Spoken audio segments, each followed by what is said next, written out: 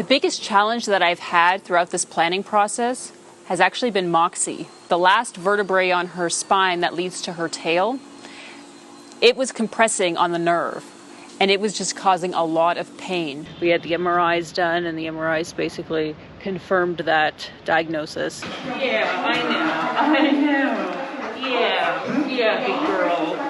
Yeah. Okay, so we're gonna let you go now, okay, Moxie? I'm handing you off. So it's 11:30, and we were supposed to get news at 11 that she goes into surgery, but we haven't heard anything yet. They haven't called us. So we're getting a little bit anxious. And it was at that moment that I thought that this trip was just over. Moxie, Greg, and I are riding around the world to raise $100,000 for the nonprofit GoRUFFLY. We're donating 10% of RUFFLY sales to the fundraiser and posting a new episode every week. It's a big dog on two wheels adventure for girls' empowerment. So follow along and please lend your support.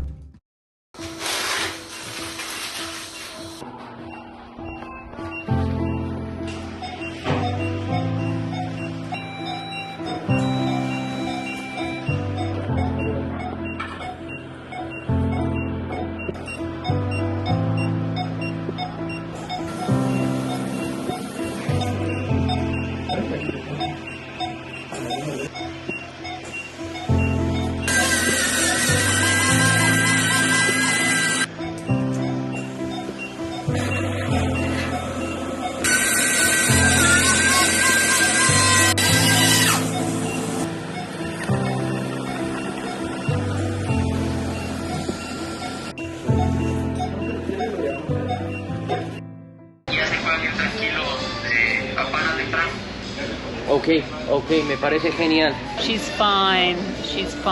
She had a good surgery. It was, from how I understood it in Spanish, it was very calcified, the area in her spinal column, so it was really pressing on that nerve. So they removed the top part of the vertebrae and relieved the pressure.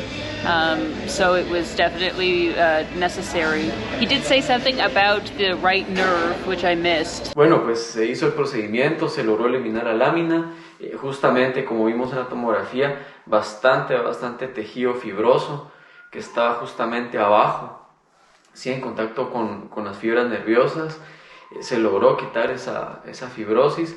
Incluso se logró quitar parte del disco intervertebral que está abajo para terminar de descomprimir casi al 100%, diría yo. Quedaron muy despejadas las fibras nerviosas, se lograron ver, de hecho cada una de ellas, incluso la fibra que estaba hacia la derecha se veía enrojecida, sí, por la compresión constante que tenía. Y al momento de ir liberando vimos cómo esa coloración rojiza pasó a un color más blanquecino, cremoso, que es el color normal de los nervios. Y bueno, pues en resumen eso fue la cirugía. Luego de haber terminado, pues se coloca un gel foam, que es una especie de esponjita especial que se pone ahí para que no vuelva a formar hueso nuevamente sobre esa área. Y pues nada, quedamos súper contentos con cómo fue el procedimiento, sin ninguna complicación. Hush, look there. Yeah. Yes, look there. Keep her calm. Yeah, good girl. I know, we can't take you, I'm sorry. The tail has some new strength to it, it seems. She's slapping it against the... Look at her. I know, she's just miserable in there. She looks great though. You see, she looks very alive and alert. Yeah, you look very good, Moxie. You're doing very good. She just looks like such a good dog. We could take her home. But they're going to keep her for at least until next week. And then hopefully, then we can take her home. But the fact that she's like this on the day after her surgery and she's in a kennel and she's already this worked up, I can't imagine what she's going to be like when she's home and how difficult it's going to be to keep her calm. But I'm so glad that she's here, and they're taking such good care of her. So I am just really thankful that they're very caring here, and I think it's going to be good for her for this week. Y usualmente les pedimos que les hagan un lugar cerrado en casa para ir aumentando esa actividad gradualmente. No solo por el área quirúrgica, y que es un área importante, sino que vayan recuperando la masa muscular que pierden por un reposo de 10-15 días. gradualmente. Just a quick time out to tell you how you can support the GoRUFFLY Around the World adventure for Girl Up. You can donate directly to Girl Up at GoRuffly.com/world-adventure. You can make a purchase at GoRuffly.com where 10% goes towards the fundraiser.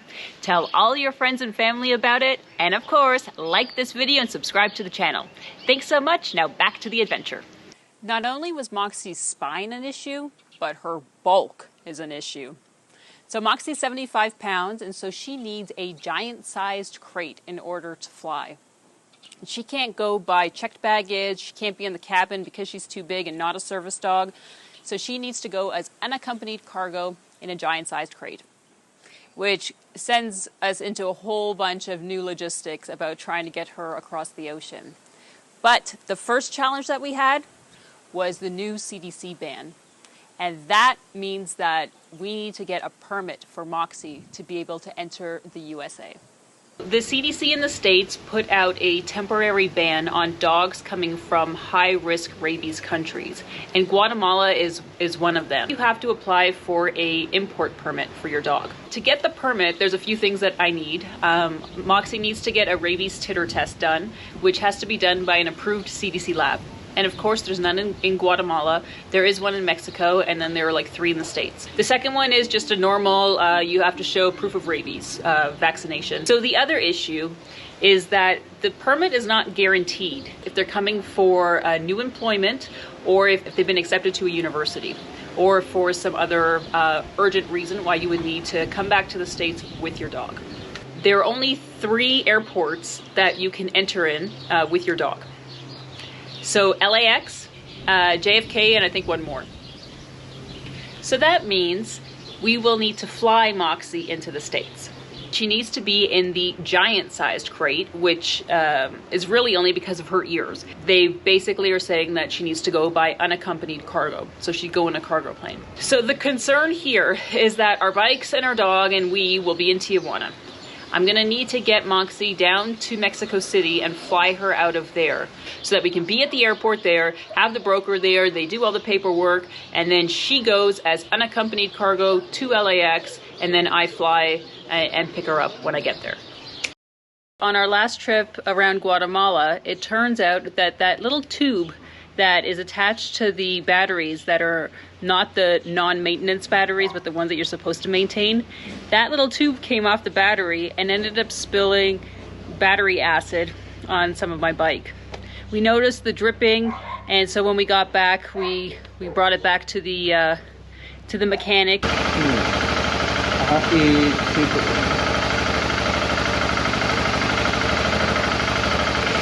Tenemos una fuga aquí, una aquí y otra aquí.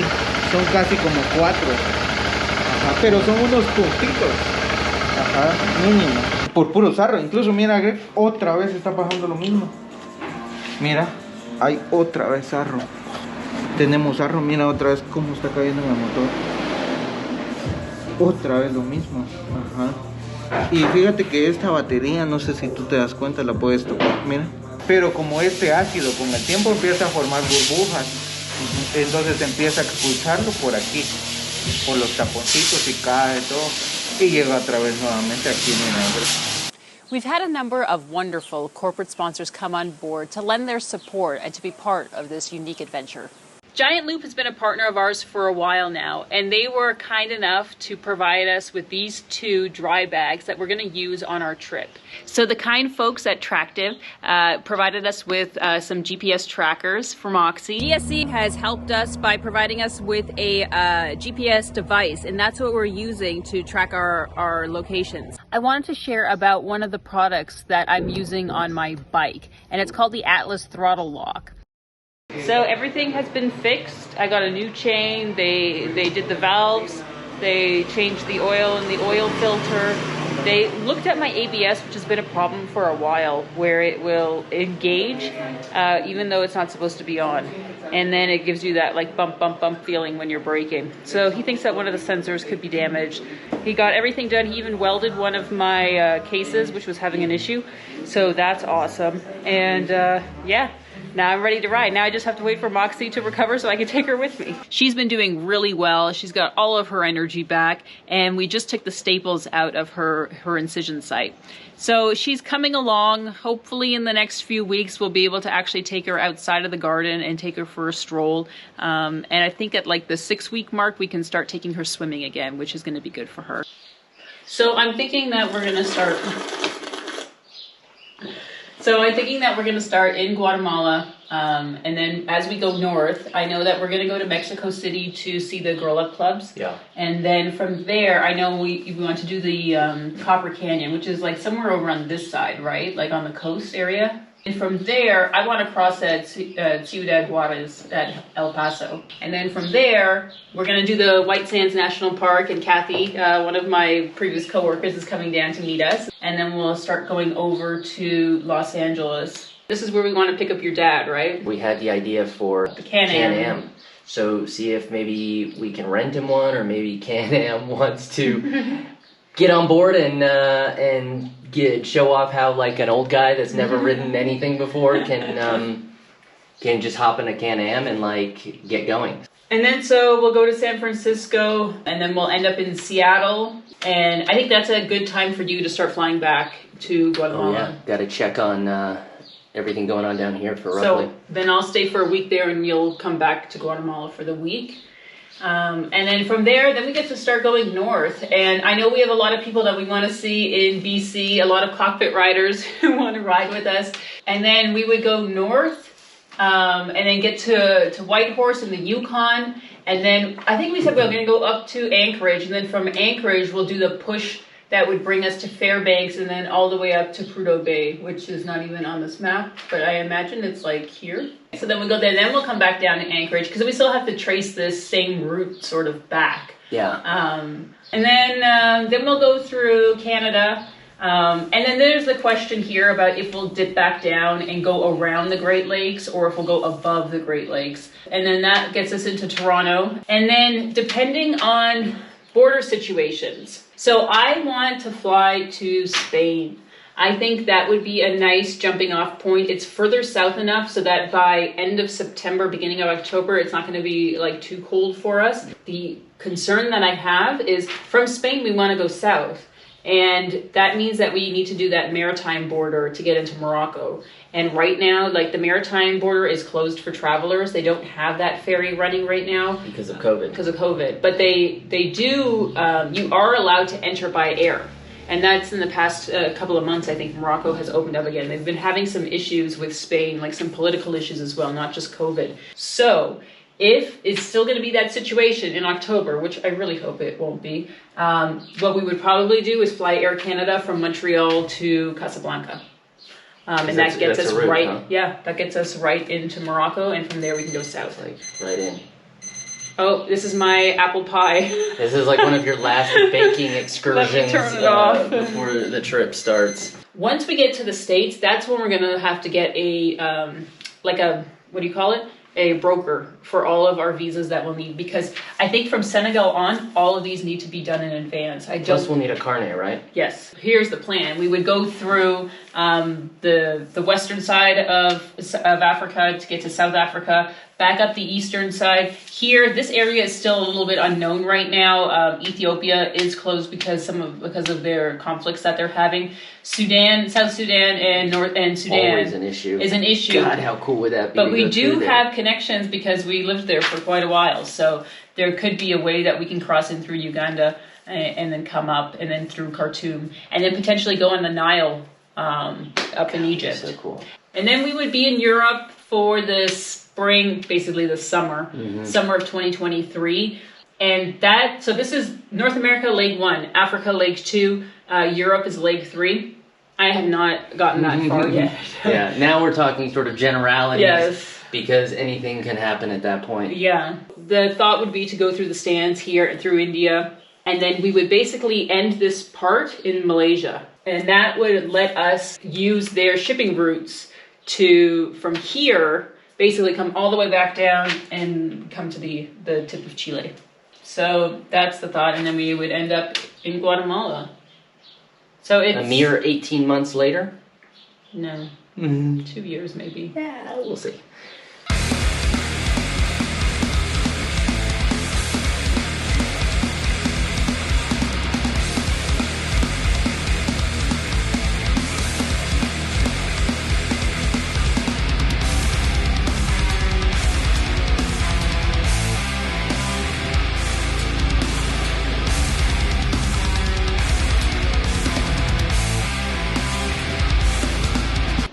So we've come to the clinic in Santa Catarina to get our second booster shot, which sounds weird, but we kind of are on this weird schedule of, we got the Johnson & Johnson in, last year when it first came out in the States, because we were only in the States and we couldn't get it here in Guatemala, and so we needed just a one shot. Then they opened it up with the Moderna here, and so we got both of those. So I guess technically that was already a booster shot, and then maybe even a booster on top of the booster. And now it's time for our Moderna booster. So we are 1 Johnson & Johnson and 3 Modernas. I've got other, arms and shoulders and butt cheeks. So prick me and protect me, and I'm feeling good about it. I'm excited to meet everybody along the way, and I'm going to be at a number of events that are for dog lovers and motorcycle riders and women empowerment supporters and business leaders. And then we'll start going over to Los Angeles. I think that we're going to hit Los Angeles first before we go to the Get On ADV Fest that's in the Mojave. And then from there, we'll spend some time in Nevada before we go back into Arizona for the Overland Expo in Flagstaff. And then we'll end up in Seattle, and that's where one of the other Girl Up clubs is, that we're going to get a chance to meet those girls. Okay, so on a motorcycle trip, because you have such limited luggage space and you're going for days and days, it's always a big question of what gear to take and how you store it. Smallest and lightest is usually the key, but not always, in our experience at least. So we wanted to share what we've got sort of inside our bags, under the covers. This is going to be an amazing adventure, and I can't wait for it to start.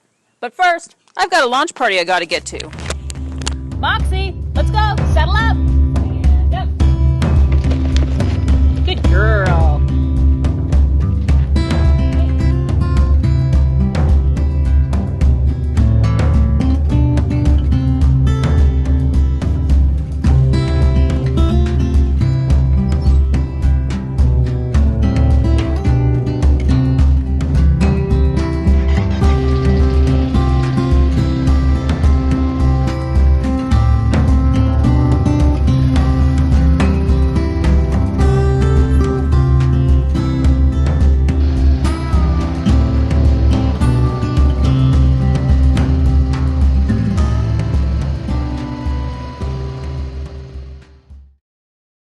Thanks for watching the Prepisode.